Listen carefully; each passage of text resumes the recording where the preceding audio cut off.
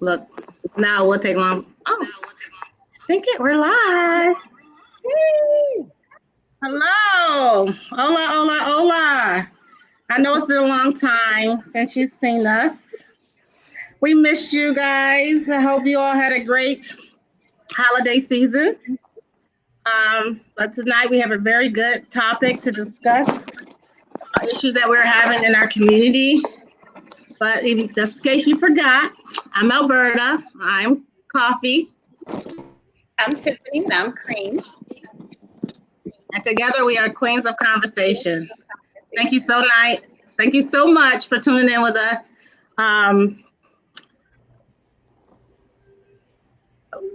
Tonight's discussion is about talk before bullets. And I'm going to go ahead and let Cream lead us right into that.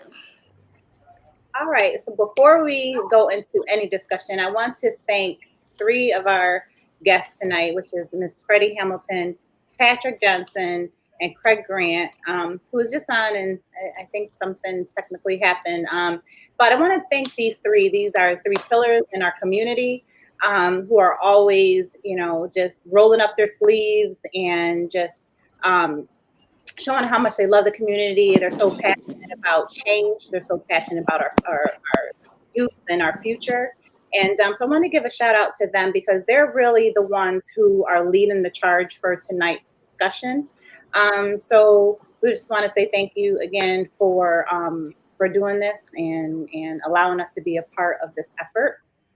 I also want to say that our prayer is that seeds are planted tonight, right? We pray that seeds are planted tonight and that that they're watered, they grow, and they flourish, but it's just not contained in our city. We know that this is an issue across our nation, and I pray that what we do tonight just ignites and allows that open dialogue, that honest, raw dialogue to happen within our actually nation. So thank you again. And we also like to ask Miss Freddie. First of all, we want to say Happy Kwanzaa, right? We want to ask Miss Freddie to lead the call with today's Kwanzaa principle. Oh, thank you. Coffee and cream. Glad to be on tonight to participate in this discussion. We definitely need it. And today is the fifth day of Kwanzaa. I believe it's the fifth day. In other words, it's Nia. The principle for today is Nia, which is a Kiswahili word for purpose. And so I think today is fitting. This is a fitting day for us to have this discussion because we are here very purposefully to try to address some of the issues that are going on in our community. We are part of the community, which makes it all the more important that we're willing to dig in and try to figure out some creative ways to address this increase in violence across the board, but particularly gun violence.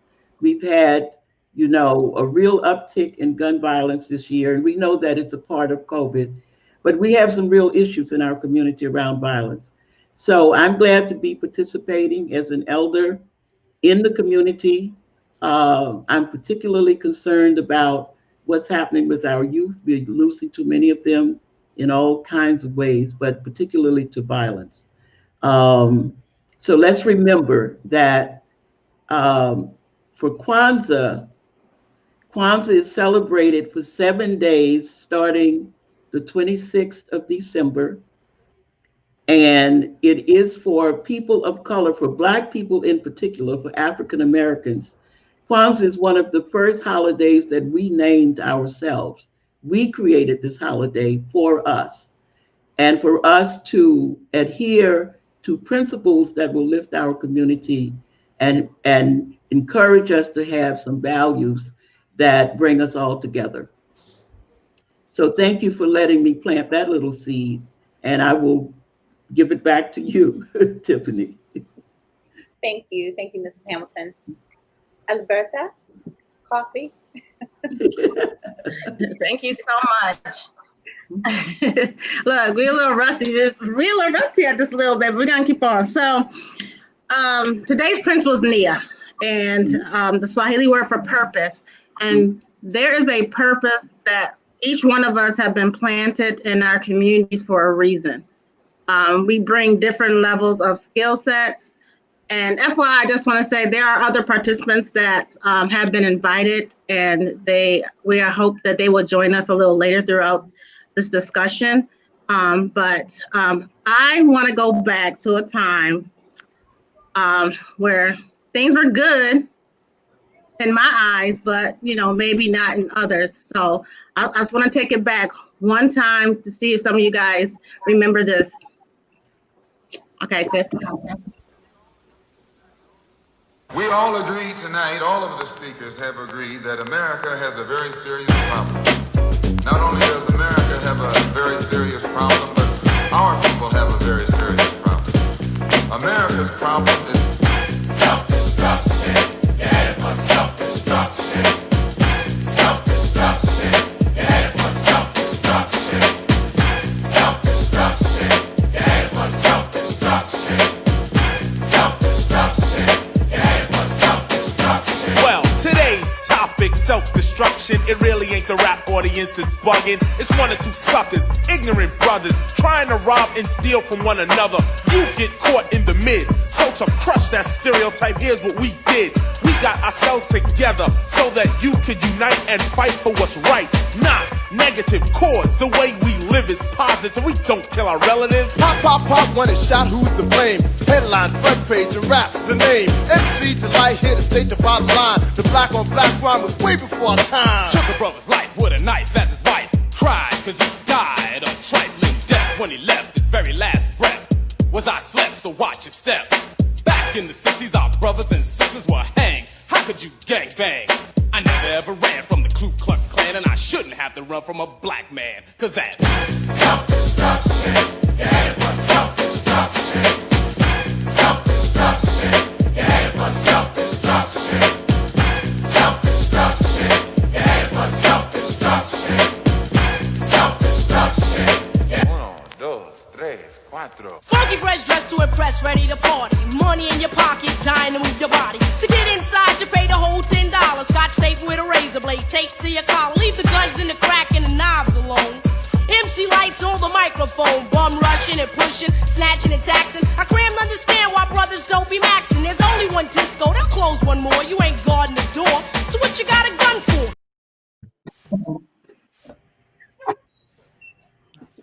Thank you so much. That's great. That song came out in 1988, right? It was a Stop the Violence campaign. It was due to the Stop the Violence movement formed by rapper KRS-One in a response to violence in the hip hop community, the hip hop and African American community. So that song is very much still relevant today. And the words are very powerful.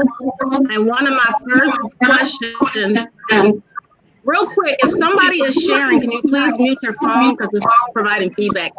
Or turn your volume down on your phone if you're sharing. Okay, that's why it sounds like I'm okay. So it's very relevant today and provides great relevance to our discussion today. So one of my first questions I wanted to ask, what progress, if any, has been made since 1988 as it relates to stopping violence in our community? I was really anticipating on King Benny being on the call at this time, but I'll catch him later. So I'm gonna start the question with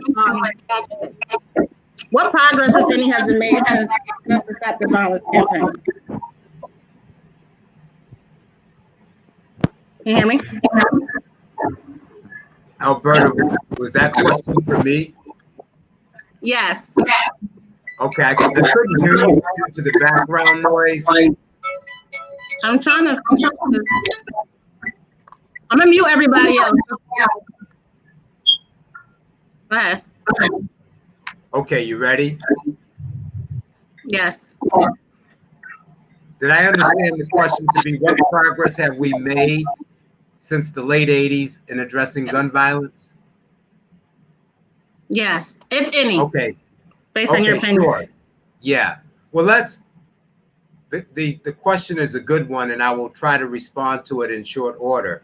We have to remember that in the 80s, particularly around 1984, 1985, that was the beginning of the crack epidemic, which largely impacted Black and brown communities. And we have to start around 1983, 1984, when crack snaked its way across the country from California to New York. It devastated particularly the Black community, not only the Black community. So in answering and responding to your question, there has been an ebb and flow and highs and lows. With crack came guns. So we learned the gun culture and violence. And I love the video that you played with self-destruction, because never before in the history of Black people in this country have we seen so much Black on Black crime. It's always existed, but never like it did during the crack epidemic. And there was so much money on the streets with the trade of crack. Black men in particular were protecting their goods with guns. Here in the city of Utica, gun violence was a problem in the late 80s, early 90s, right up to the mid 90s. And in the early 2000s, in 2002, we started the Hoops and Dreams Project addressing gun violence. I say all of that to say gun violence got so bad, we made a plea to the Black community, to the whole city of Utica, to see if we can go an entire summer without homicides. We know that God has his hand on us, but we dared to make a pledge to say no gun violence in the city of Utica. That was in 2006, I believe. We also achieved that goal in 2010. And so in terms of progress, we've seen points where we can do this. Obviously, the work that we have to do is so deep. And I'm sharing this with all of us, of course, here on this panel. And unfortunately, it's gotten more complicated. But we should never give up in the journey of addressing the violence that we see. So we have seen progress in this effort, but it has to be more of a collective return.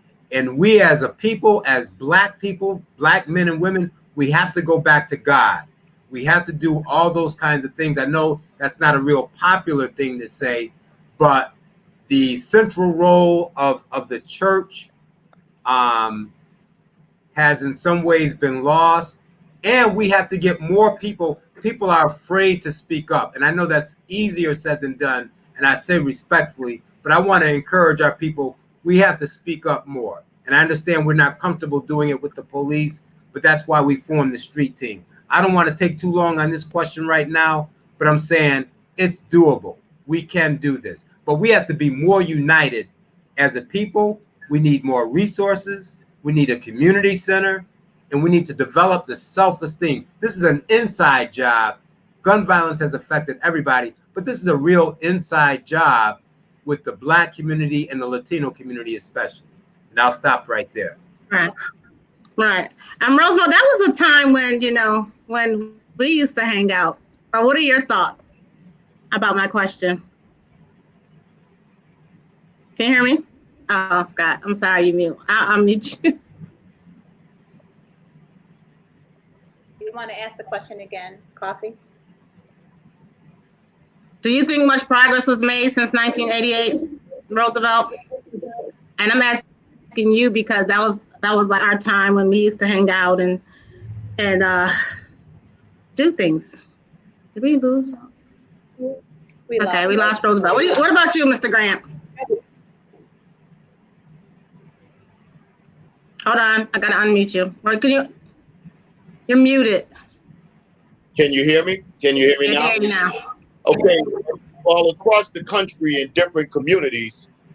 And the late 80s, there was a whole lot of disaster going on. But if you're talking about progress, one of the things that happened, and that was in the 90s, Minister Farrakhan, the Nation of Islam with the Million Man March, that in many communities, there was a noticeable different scene in some of the activity in our community. Jim Brown, noted football player, advocate for civil rights, as well as actor.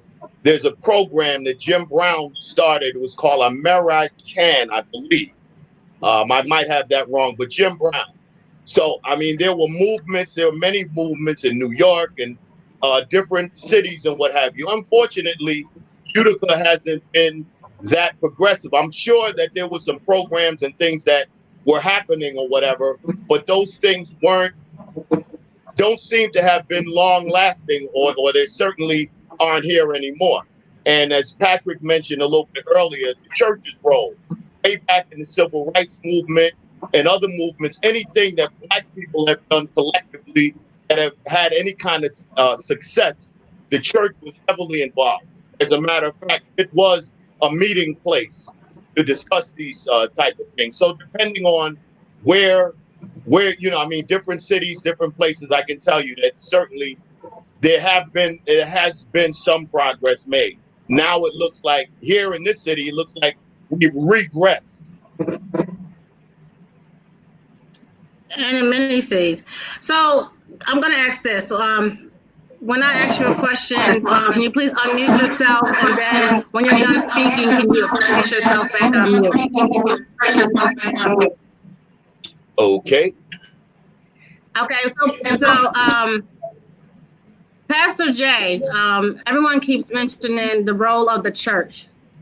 And what do you see the role of the church now? Because it's much different than it was back then in the community and as it relates to gun violence. Well, like they were talking about earlier, just in reference to church meant to the community. It was a meeting place. A meeting place. It was a social place.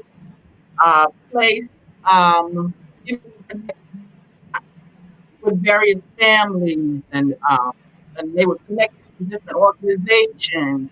But I didn't know it, you knew it. So that was one of the things that the church was offering. And now that we have COVID, what the church is going to have to do is trying to revamp itself and be more of a tool where we reach out to the community, make ourselves accessible. We have to become accessible, and we have to become visible now. Masks and hand sanitizer and all of that. Even in the midst of all of that, we can make it feel. We can still be the place to help with various stressful situations, if I should say so. Church is a place where people can come, even connecting with pastors or not even missionaries or outreach things that the churches offer outreach. So now we have to make ourselves more accessible. We have to make ourselves visible to the community. I remember talking to somebody the other day, and I told them, I'm like, no longer we're telling you to come to the church, come to service, come here, you come in here, get this, come here, do this, come here, do this. No, now we have to come and make ourselves available and our services available to you, especially now during the coronavirus. There's a high domestic violence. Stress level is off the chain. It is just, even today, I'm coming out of my house and I'm telling you, this girl she had to be like 13 years old. She's like, Pastor Jay, could you please come to my house and have prayer with me and my family? Because we want to go into the new year differently. And so I thought I mistaken what I thought I was like, say. But because she knows that we're a visible person, we're visible in the community, that she's able to get access to somebody coming to her house, and that will make a difference. It makes a difference. It alleviates the stress. We go and we take God and we take compassion, we take concern, and then if there's any other issues in the house that we could connect to social services or New Life Institute. We could connect the dots with Freddie Hamilton, housing issues, but we always have to connect that. So the church has to be on foot, and we have to make ourselves visible. And we can't use Corona as an excuse. All right. Thank you so much. Mrs. Hamilton?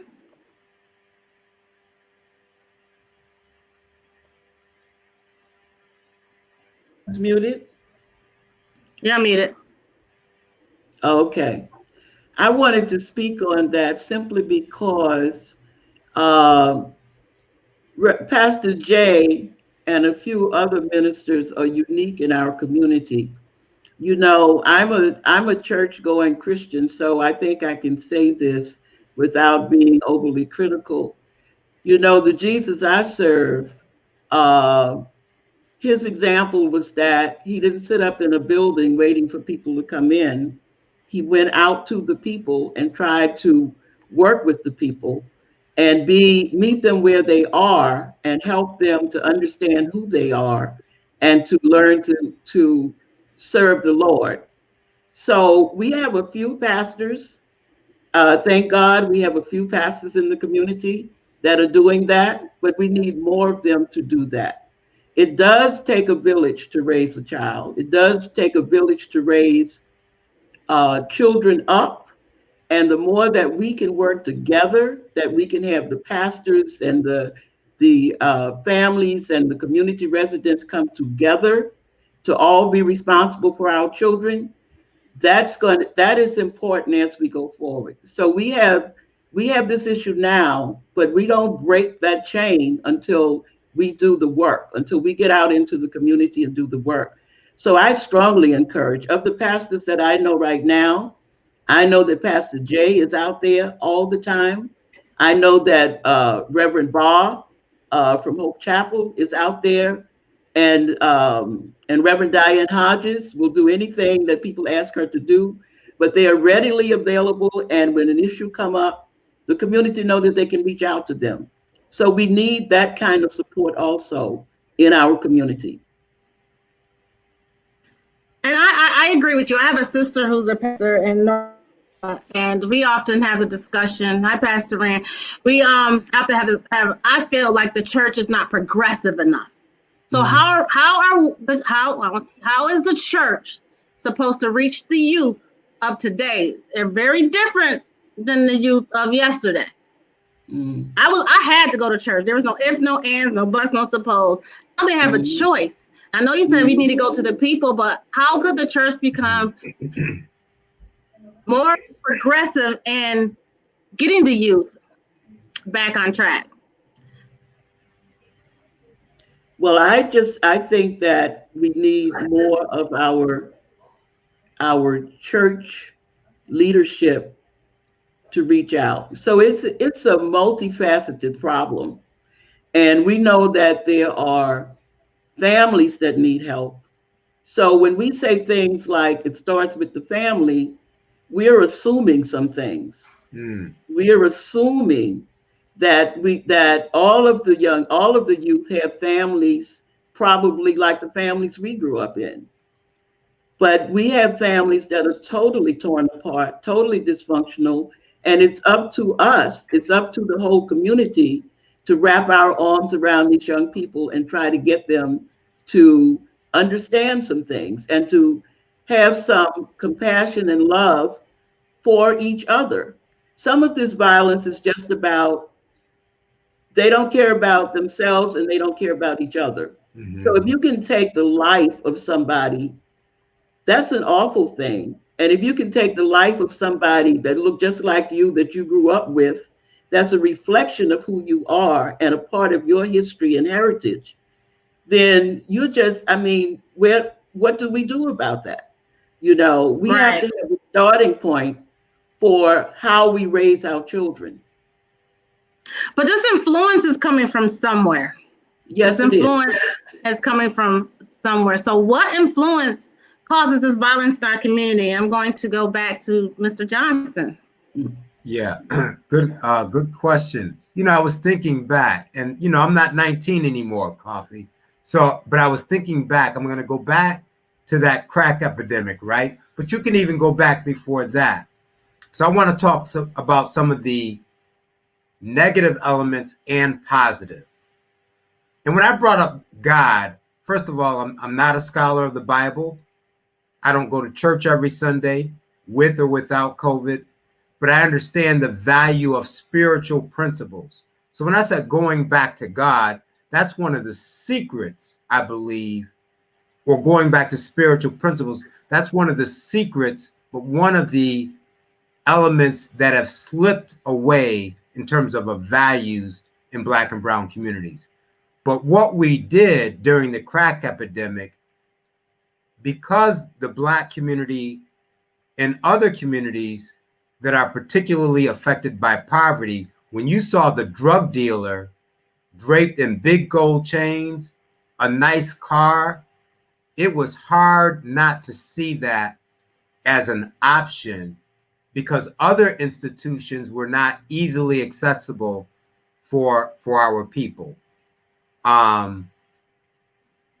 So when you see that guy who all of a sudden was flipping drugs and making big money and seemingly doing that in a short amount of time, that can look attractive. And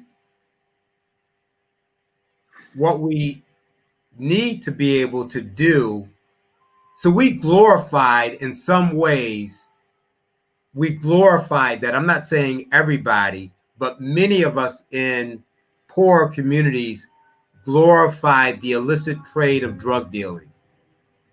But there were always strongholds. There were always strong Black men and women who didn't necessarily have high positions, but stuck to the values in the foundation of working hard and spiritual principles and just a do-right community. So I'm going back to crack really did a number on us, but it should not be an excuse. And guns are constantly being flooded into our community. So our young people have learned a behavior and a trait that is not working for us. And we have to constantly encourage them. Here in the city of Utica, we have families against families. Unfortunately, these are not just one-on-one individual oppositions. We do have a problem with, on some level, with gangs. It's not as big as other cities, but it is problematic. And these are people that we are capable of turning this around, but we're going to need more resources. We're going to need more finances from the government. I'm going to reiterate that we're going to need a community center. I see my friend and colleague here, Roosevelt Patterson, a major part of the street team, a guy who knows what the streets is like, and people need to know that they can turn it around. In no way do I sit here having all the answers or even pretending that I'm near perfect. I lived that life like many people. I was a part of the street life, but I can say from experience, through people who cared about me, through a grandmother who taught me how to pray and giving the Black church a chance, but it was also people in the streets who just cared and said, Patrick, you can do it. So I have that duty. We have that duty to tell other people, regardless of how we see them, to say that there is hope and you can turn it around. So that's why we have programs like New Life Institute and Rebuild, and programs like Hoops and Dreams and all the other programs. And yes, we are asking the church, now is the time that you have to leave the building and come out into the streets. Thank you. I just want to go over a comment. Alicia Harvey stated, we have too many broken homes, no family structure, no one wants outside help, so many other things. It's quite sad that we've gotten to the point where the village can't help you raise your children anymore. That's how I grew up. Now, Roosevelt, this was our era, right? Where do you think this influence is coming from? And what can we do, like, to change the mindset of the youth? Because it's getting younger every day. Can you hear me, Roosevelt? I'm unmute you. All right, can you hear me? Yeah. I think this mindset comes back from the crack era. It just passed right down generation. The music today doesn't help at all because the kids today are influenced by everything that they see and what they hear and what they're taught. What they're taught inside from the music is make money and kill whoever don't whoever don't follow in your lead or for the reps. It's sad right now today. It wasn't like this in our era. Do you think our music is a part of the problem? The music we listen to, do you think is part of the problem? Do I think today's music? Yes. Yes, I think today's music plays a major role in it because that's all they see in here. All they see is make money, trap house, smoke weed, kill. Right. Every rapper today, like they say, every rapper today talks about all the people that he killed in the song. By the end of his album, he don't killed about 500 people. Right. So we got a comment from Shannon Patterson. She says, none of us are perfect, but with experience, we know how the street life ends. We all want better. We all need to do better. There's so much potential in our Black community, and that's true. How do we get our goal here is to find a solution, right? And there's many, we can sit here and wreck our brain on a lot of different things. But how do we change the influence? So, that's my question. How do we change the influence, Mr. Grant?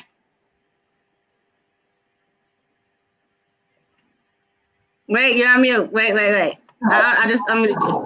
How do we change the influence? You stole my thunder. I'm just saying, I've lived here for 30 years. And but I've lived in Harlem, grew up in Harlem, Bronx, and Brooklyn. And we used to have a program, and it was a concept called Each One Teach One. So whatever your expertise is, whatever you bring to the table, you bring that to our youth. You bring that information and what have you, and you share that, whatever way that is. If it's an activity, if it's a sport, or whatever that is, and you sort of mentor someone. But each one teach one. We all have to. It's all hands on deck. Everybody has to do whatever is necessary or whatever they can do. There's some individuals in the street that I might not be able to speak to as good as Patrick or Roosevelt or someone else, but we all have to intervene. There's an old African proverb, and it says, if a lion comes into your house, you don't worry about how the lion got in. You worry about how to get the lion out. There's a lion in the house. That's deep. That's deep. So we got some comments. Talicia Rand said, change the influence by changing us. We are now points of influence. And then, so Gary Jason Lewis says, no, music is not the real issue. Lack of parenting is the issue. I grew up with NWA, Poison Clan, Two Live Crew, but I had a mother and a family to influence my thoughts and ideas. Epidemic changed the structure of the family too. And these young lives that's affected now a lot of them came from crack mamas and fathers being in jail. They made some very valid points. And then he goes, good answer, mentoring help where you can.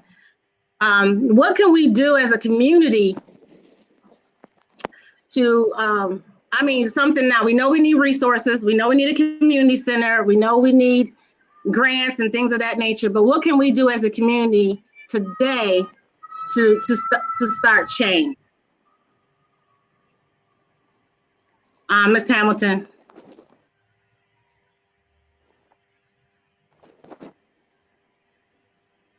Oh, wait, I'm sorry. Am I muted? Tamika, you unmute? Okay. There you go. You know, as I was listening to the conversation, which is a really good conversation, and again, I have to just comment on, I'm from a different era. So I remember first let me say this. I think it's wonderful that we're owning this problem. We're owning it fully, which means that we can turn it around. Anything is possible, and we know that when we put our minds to getting something done, we get it done. We've been in America for 400 years, and I'm sure everybody's surprised that we're still here, because we can't ignore the racism. We can't ignore the outside influences. We can't ignore the fact that we have been left out and marginalized in every way. Some of this is about miseducation. Some of it is about the destruction of the family. When my children were growing up, and now my children are probably the ages of you all, the rest of you all on this broadcast, Child Protective Services was just coming into existence. But Child Protective Services has, while it has helped in some ways with families, it has also helped to destroy families. So I would tell you that like 90% of the young people who are in foster care are Black children. They don't learn their history.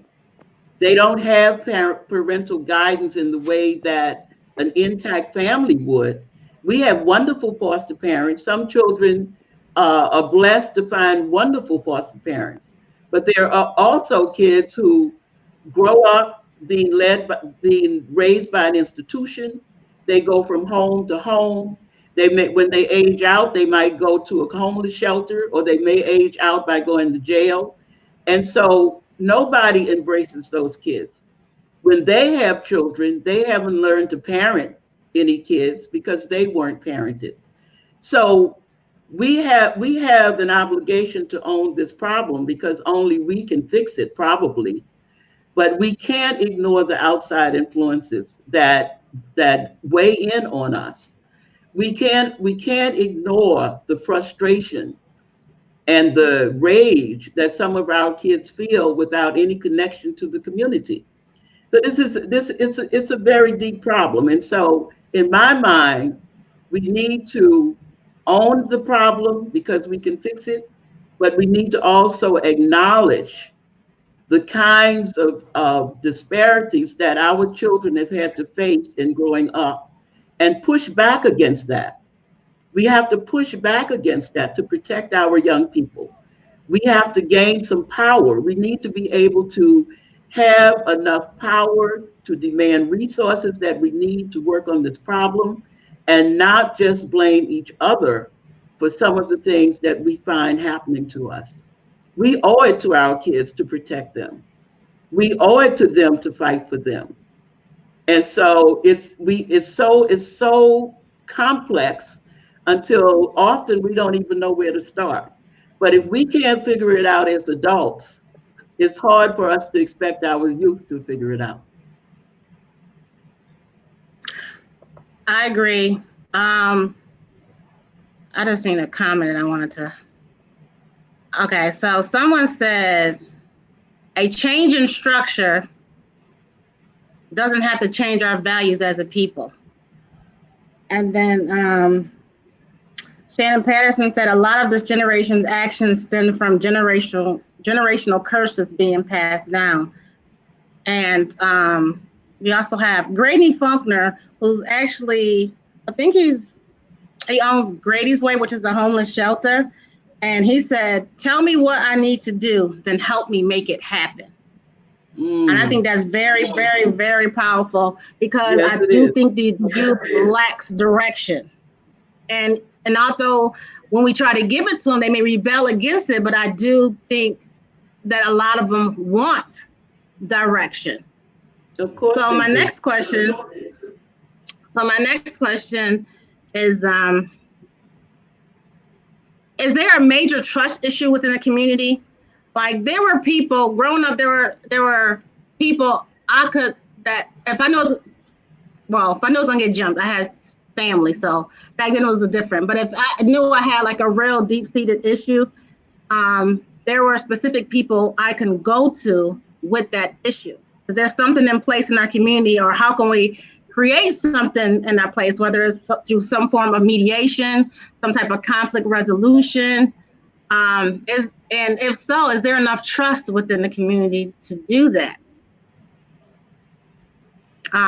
Pastor Jay, oh, you've been quiet. Okay, you're unmuted. One of the well, you have to build trust. Okay, trust has to be built. And in order for that to happen, it has to come through some sort of relationship. Okay. And so that's through engagement. All right. And so with that, somebody has to make the first move. It's just not going to happen osmosis or osmosis. All right. And so what we do is either one, we got to get together. We got to, like even in the city of Utica, if I don't know you and you don't know me, we ain't saying nothing, ain't nothing happening. Somebody has to reach out and say, listen, this is who I am, and this is what I have to offer. And then you be patient, establish a relationship.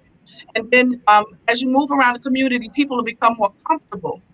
And then they'll see you are genuine. You're genuinely concerned, and you're genuinely offering whatever resources or connections that you have, that you can do that. But you know what? Somebody got to do the hard thing. They have to do the hard thing. All right. So in my house, I'm responsible for what goes in my house. I'm responsible as a mother, as an aunt, and as a sister. What goes on in my house? Who comes in and out of my house? What music is in and out of my house? I'm the responsible person. And so whatever happens in that house is on me. But it's not bad, but it's on me. And so we have to take responsibility. We can't keep blaming. Listen, the issues that we have and the issues that Ms. Hamilton was talking about, listen, this is not new. So we can't blame the crack epidemic, some of the stuff that we're not being responsible for, parents. We have to assume that responsibility. We got to take it, and then we got to let our children. As parents, you can't give up on your kids. As a parent, you can't give your kids to folks that Johnny and run and gang banging. You don't let your child go with Johnny and Ronnie and them ganging and thugging. So you can assume that responsibility, and then you can save your child. Listen, I was raised, my children were raised in the single mother on welfare. That's what they called it, county up here. But I was a single mother on welfare raising my sons. And we were coming in and out of the gangs. They were shooting, they were shooting over our heads. I was scared to let my kids go to school, scared to lay down. But guess what?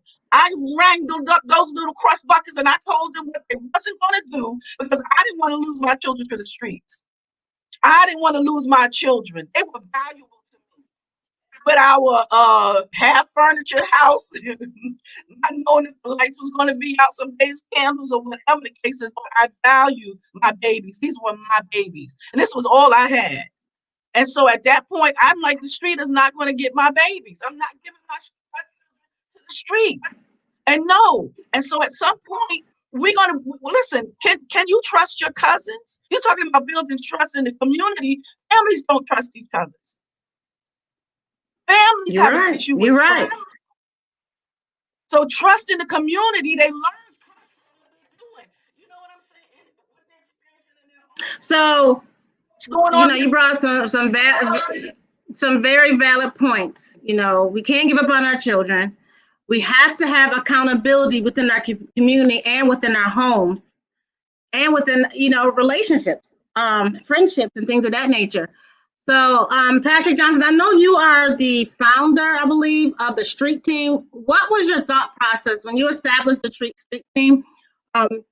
What was your thought process in establishing that?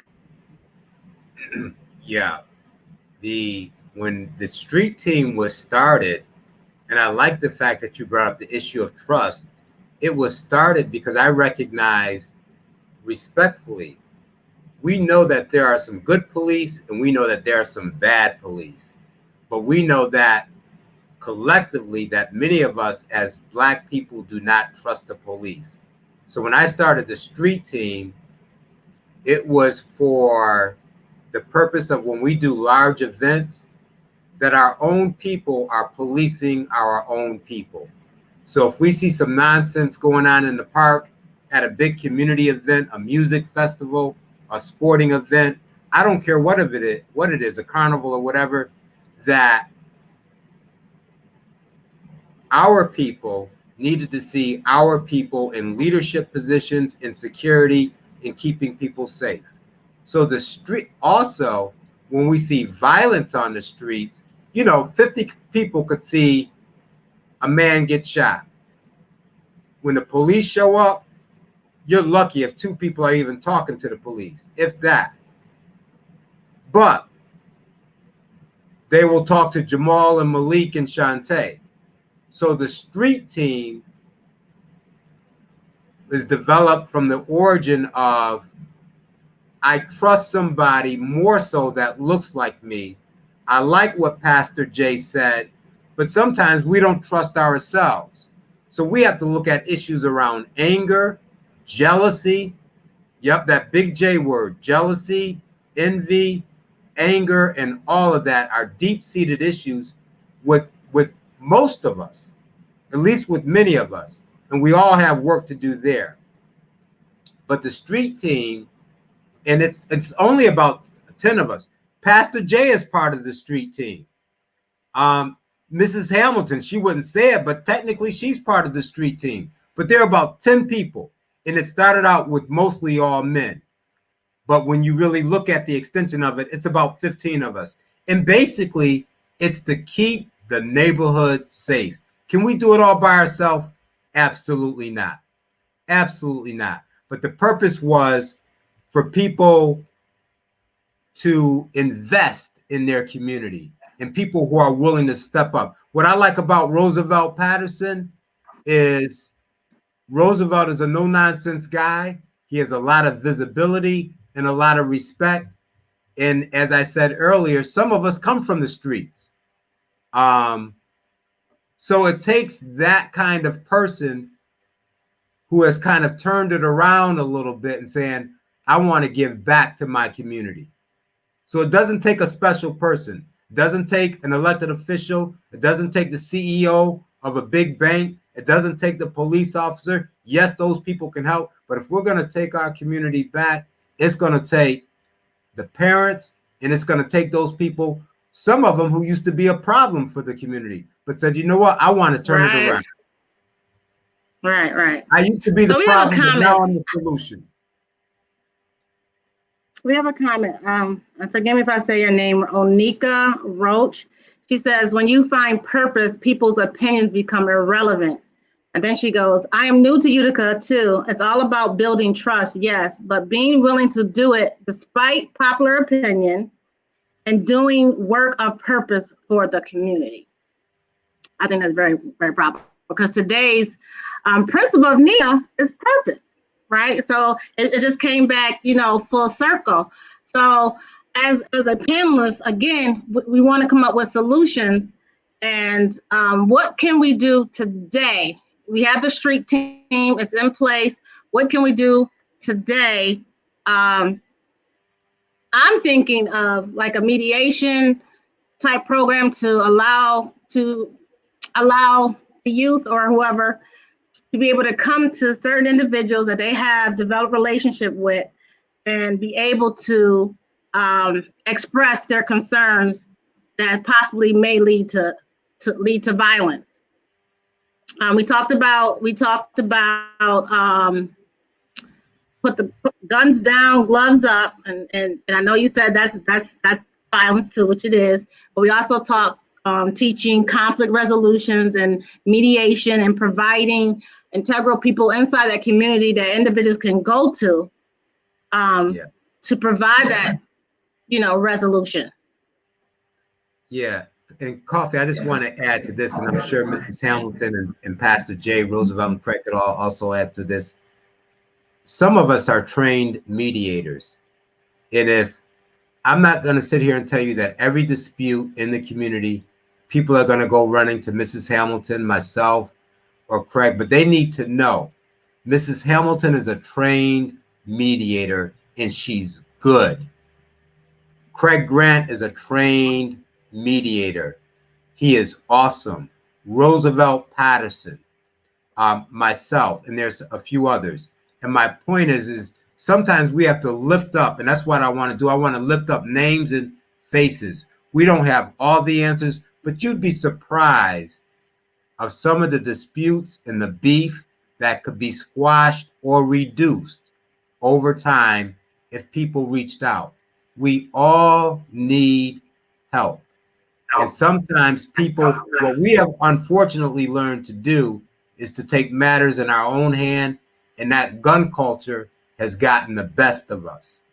So I'm real hopeful and I'm prayerful, and I'm glad that Cream, Tiffany, put us on a fast and a prayer, because we have to, some of this is about, going back to some basics like that. But I understand that everybody's not going to go to the church.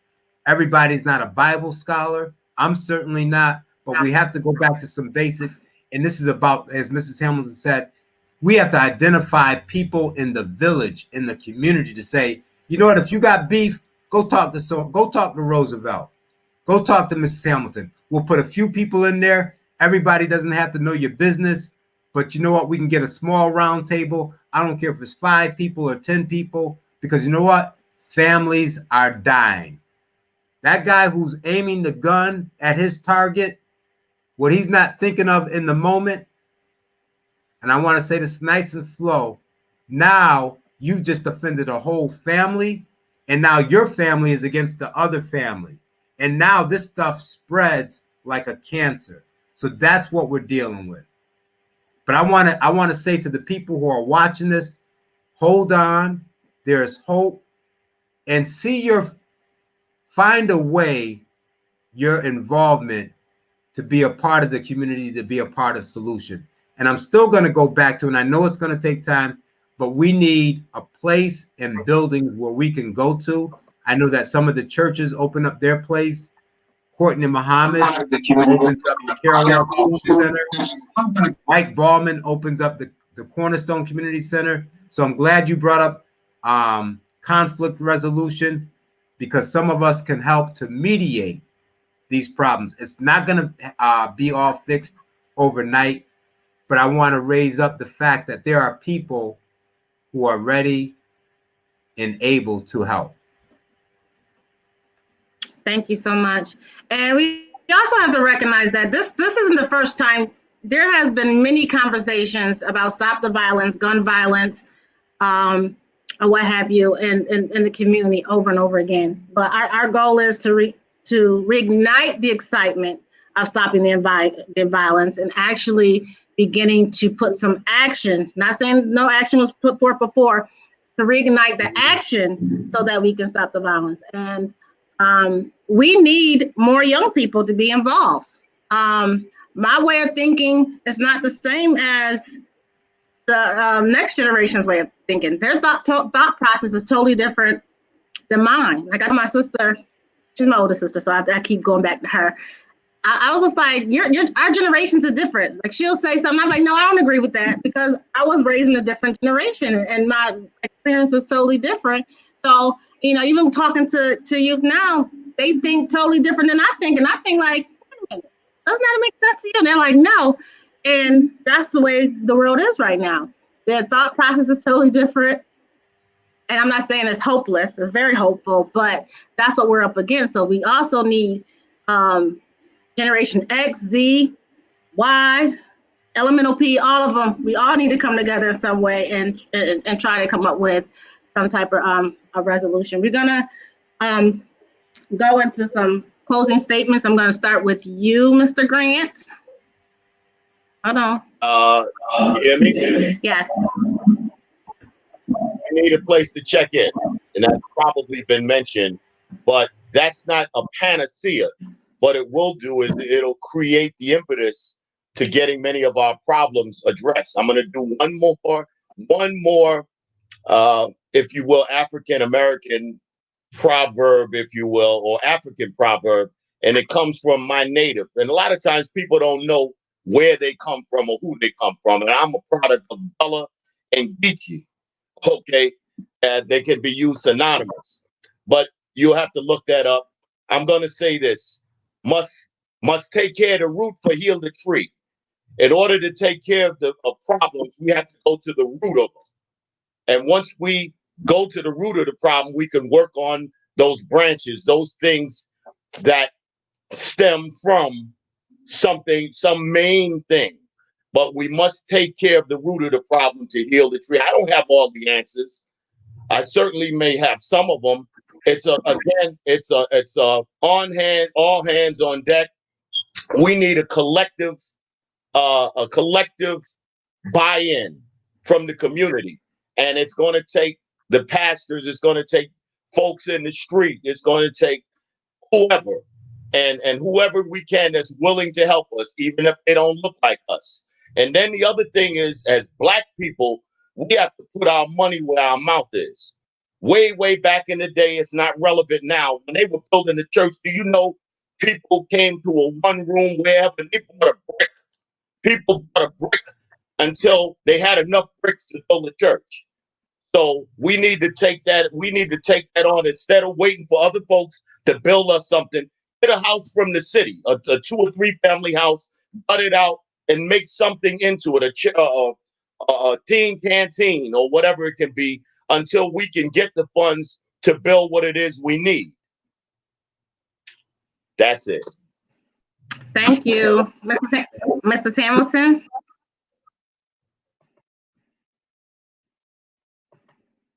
Piggyback on a part of it is somewhere for us to check in, but it's also when we can come together and role model for our youth. That's important. You know, talking to people a lot of time is not as effective as folks seeing you every day and watching you walk the walk and not just talk the talk. And so we keep talking about needing a facility because in Utica, at least in our poor neighborhoods, particularly in Cornhill, we really lack, although we have a few facilities that we can try to get together in, we really lack a space for us to consistently be available for our people. So I think that's very important. And I just want to add that though we are having this very crucial conversation tonight, I have seen progress. I've been in Utica, I guess, since about, I know I've been here since 2012. And I can tell you that I've seen progress. I see the people who care. I see the people who work voluntarily to make this different. And so I have great hopes and great optimism for where we are going, where we are taking this. We just need other people to come on board and participate with us because we can make this happen. Thank you. Pastor Jay and then Mr. Johnson. Hold on, you're muted, Pastor Jay. Child saved is a soul saved plus a life. A child saved is a soul saved plus a life. And so just remembering that, even in our houses, in your houses, wherever the stress level is beyond your control, just remember a child saved. There's something that you can do, a to say to that child, stop the child in their track. You know what? Just changing the music our children listen to. All this is that's something we can do right now. Because if you've ever been in the company of children when they're listening to that music and what it does to them, and then they repeat, what they hear in their homes, they spit it out. They spit it out and they act it out. And so in your home right now, make a difference. Right tonight, right today, you can make a difference. You can say something and you can do something, change the mindset of that individual or that child. You can say, Johnny, put the gun down. We ain't handling it like that. Call somebody. There are churches, there are organizations that you can go to and you can walk right in and talk. And they will listen to you. And then they will give you the kind of service or the help that you need. You can walk by Shaw Street right in here. When you see us in here, we can have a conversation and we can tell you, no, you know what? Your life is valuable and that person's life is valuable. So it says talk instead of shooting, talk it out, reason it out, talk about it, think about what's going on, the consequences. When you're talking about it, then you understand there are consequences on every side. And so we're asking you not to take a life. We're asking you to save your own life and then your family members' lives. How many lives are going to have to be taken? Over what? Over what? And you know what? Innocent children and people are dying and they don't even know what's going on. They don't even know what it is. They're just going to the store or just walking their baby somewhere. They have no idea what the beef is. And so for the ones that know where the issues are, it's also your responsibility to say something and to do something to squash it so that they can live and you can live and we can live in peace. I don't know about you, but I want to live in peace.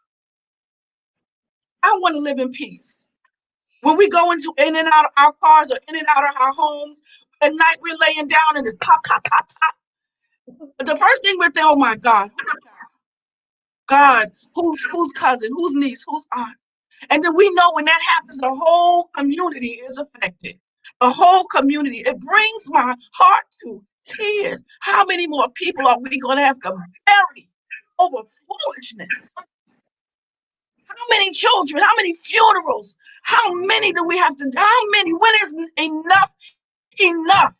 You're going to have to handle this another way. This is not the way. Right. The gun is not the You're way. right. It's not. Thank you. And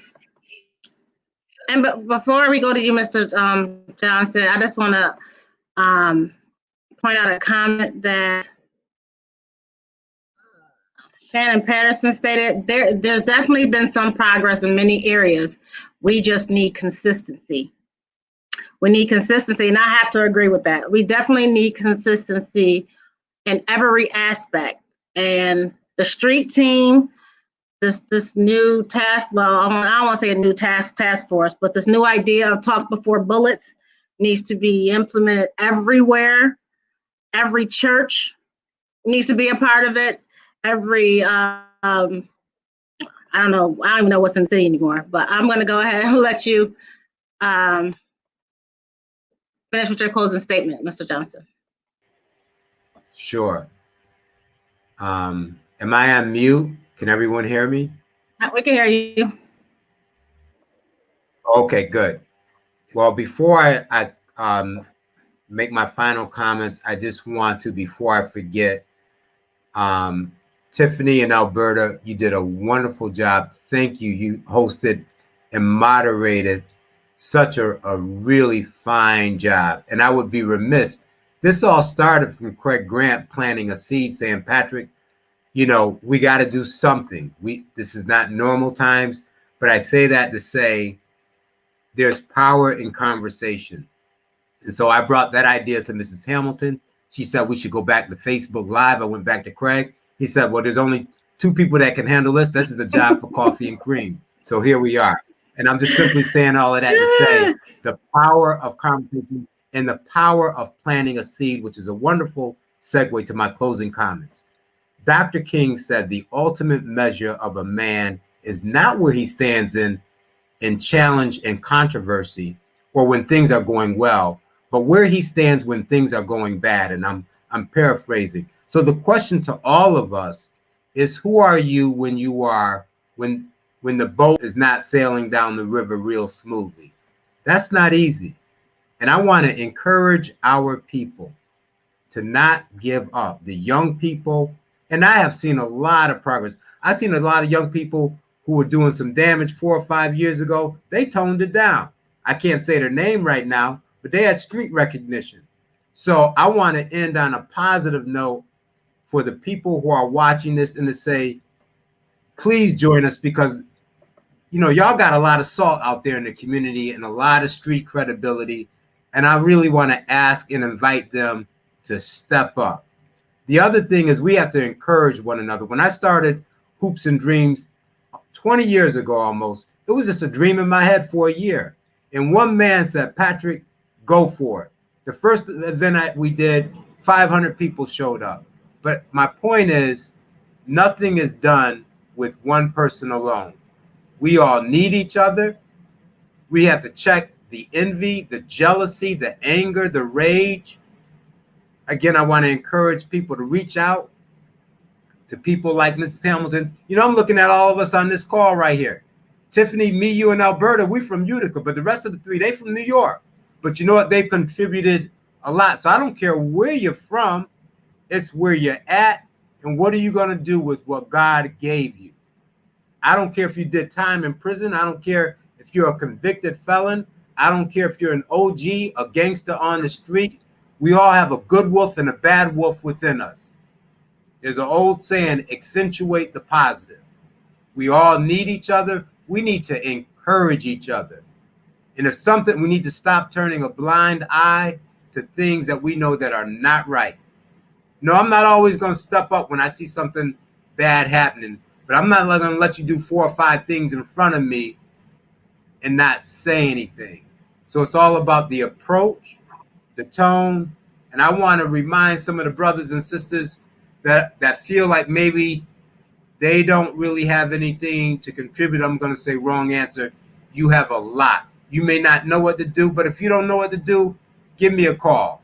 Give my brother Craig a call, Mrs. Hamilton, Sister J, or check in with Coffee and Cream, my brother Roosevelt. There's always something. If you're still living, God has a plan and a path for you.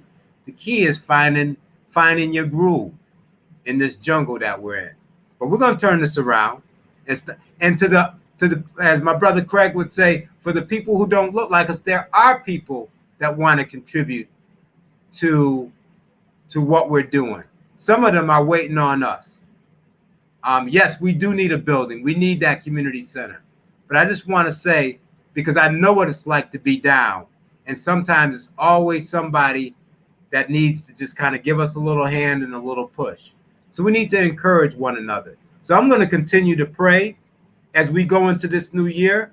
I'm going to try to fast now and then. I'm not going to make any big resolutions, but I have hope. That's that thing called hope. Light a candle, hold on, have hope, encourage one another, and then let's put the work in and see what God is going to do with us and for us. But it's going to require some work, but we can do it. Thank you so much. Cream?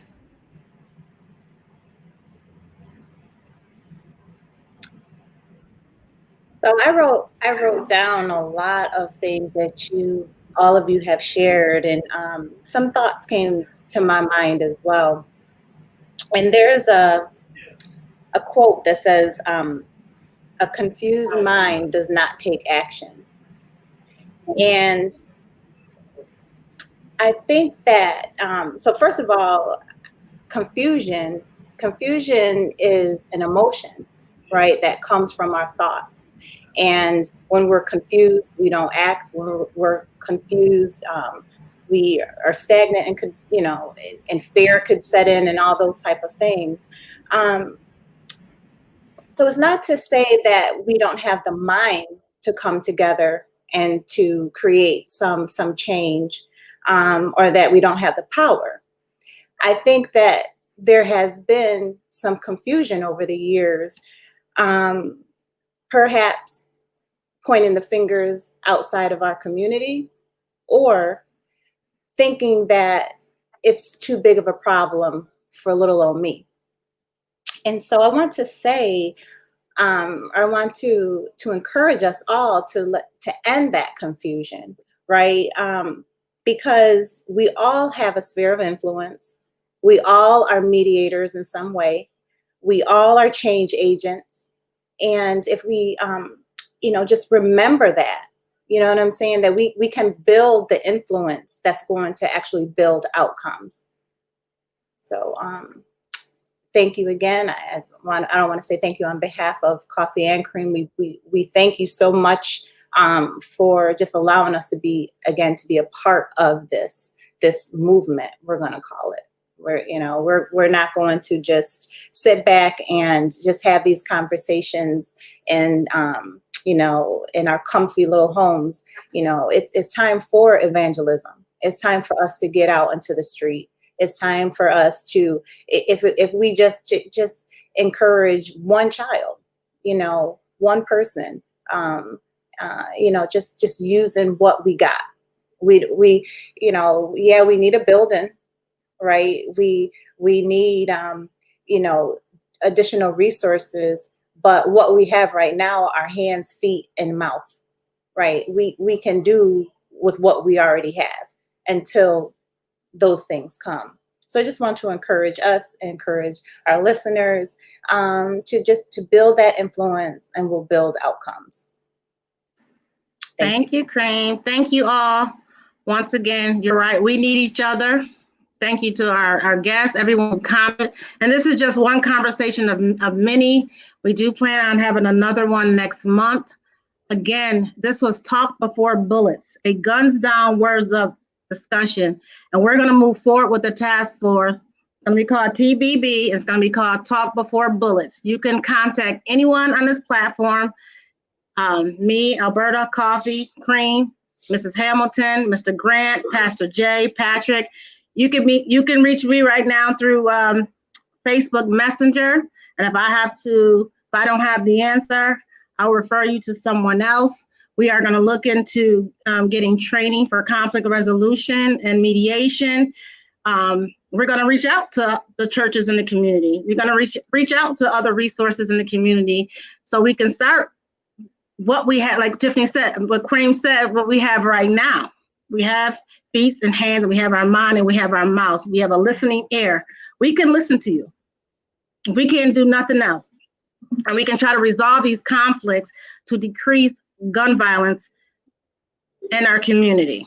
Once again, Mr. Johnson, Mr. Grant, Pastor Jay, Freddie Hamilton, thank you so much for allowing Coffee and Cream to utilize our platform to start this movement. We also want to thank Roosevelt Patterson, Julius Peak, Juke D. There's a couple others that was invited that was unable to attend, but even, we had conversations prior to this, King Benny, Will Hawkins Jr. We will have another conversation next month, and we need the youth. I seen Shannon Patterson commenting, Grady Faulkner. We need you. You know how the Army said we need you? We need you. We need everyone to be a part of this mission. So on behalf of Coffee and Cream, thank you so much for listening. We hope you are educated, empowered, and moved by this conversation. And until next time, we'll see you. Thank you. Happy New Year. Be safe. Happy New Year, everyone.